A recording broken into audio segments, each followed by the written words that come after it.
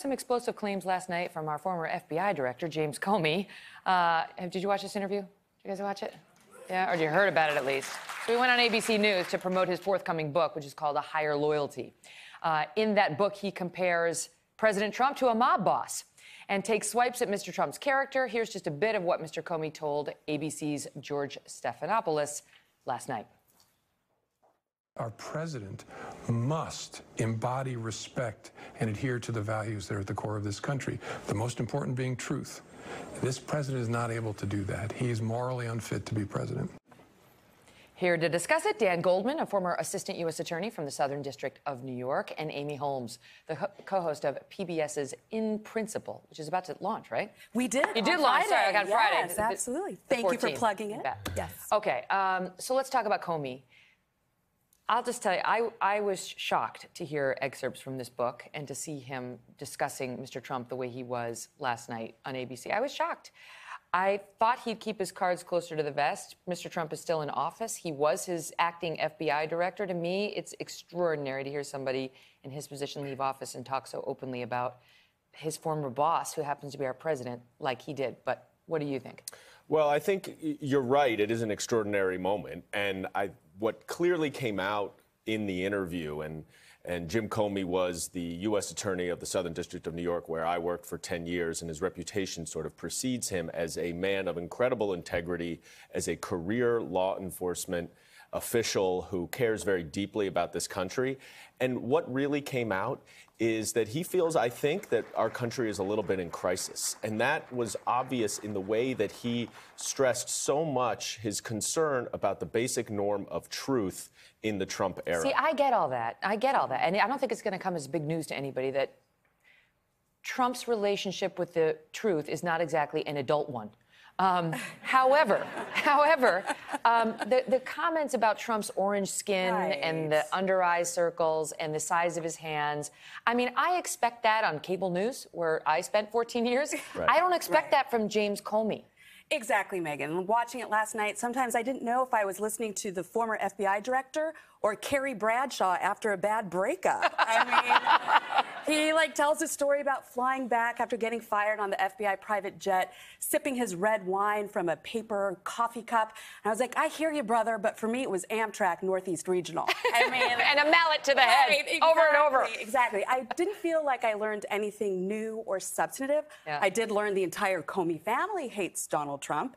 I did hear that James Comey, on the one hand, claims that politics never influenced his decisions, yet 2 weeks before the election, he was checking the polls to decide if he should make a very momentous announcement about Hillary Clinton. Exactly. That was the biggest contradiction in what he said, that he never lets politics influence his decisions. And yet he admitted elsewhere in the book and in the interview that politics did play a role. He was looking at the poll numbers, saying Hillary's going to win, and therefore I have to release the fact that we're investigating this new tranche of emails we found on Anthony Weiner's computer. Right. Otherwise, her presidency will be considered illegitimate by some. Well, it's like, he said he was watching the poll numbers. Go ahead. Well, I think there's a slight distinction here, which is that he said he does not allow politics or his partisan preferences to influence his decisions. That is a distinction from watching what was going on. I don't agree with what he did. I think that was wrong from a former We're talking about, just to clarify, because it's been a long time and a lot has happened.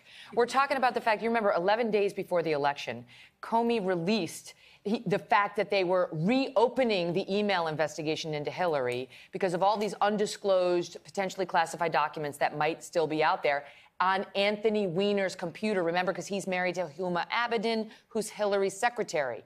And I think and it was a lot of Hillary's supporters say it cost her the election. It was a huge deal. It reinvigorated the email issue at a time that was very bad for Hillary. Nobody told Hillary not to campaign in Wisconsin. Let's just state that for the record. But this event did not help her, for sure. Well, it didn't help her, but I think his point is only that he would never have let his own political preferences influence his decision. But what he's saying, and it was a startling admission, I agree with you, is that he was looking at the polls to determine whether or not not it made sense for him to disclose this information. He shouldn't have done that. He should not have done that, right? There's a Department of Justice policy against it, and it's sort of a slippery slope. Once you start doing that, then you're going down a rabbit hole, and there's no good way to end it. We were not paying him to look at polls. Right. But Dan, he dove down the rabbit hole. And okay, he did it okay, let's just be clear. He opened the hole in July when he made the announcement, and he just kept going in July, down. He said, we're not going to charge her, but she did a lot of bad, and here's all the bad she did, and boy, she's a troubled person. He called her extremely I'm paraphrasing. Right. Yeah. Okay, but now he had some choice words for our president, in particular talking about how he does not believe he is fit to be the president. Listen to this.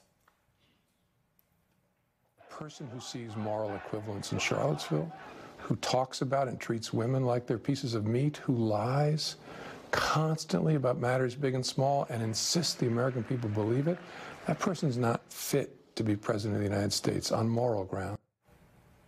What were your thoughts on that? Well, so says James Comey, but 63 million American voters had a different decision come Election Day. So again, I was really surprised by how sort of open and brazen the former FBI director was about his personal feelings, his personal political judgments about a sitting president of the United States. Because you got to wonder whether President Trump is sitting in his office now with his existing, FBI director or CIA director thinking, can I talk to this person openly? Like, what's going to happen? Is this person, if I fire them, are they going to run to the TV cameras? I don't know. I feel like while the person's in office, is there a requirement or a duty to be quiet until they're gone? Megyn, or no, does he have a duty to speak out and tell us, that Trump is saying things that may potentially amount to obstruction of justice? Well, the duty in office is, yes, you have to keep it quiet. And in fact, that's what the Clinton supporters' concern is that he didn't keep it quiet about what was going on with her. But once you're out of office, he's a public citizen. And this is a call to arms for people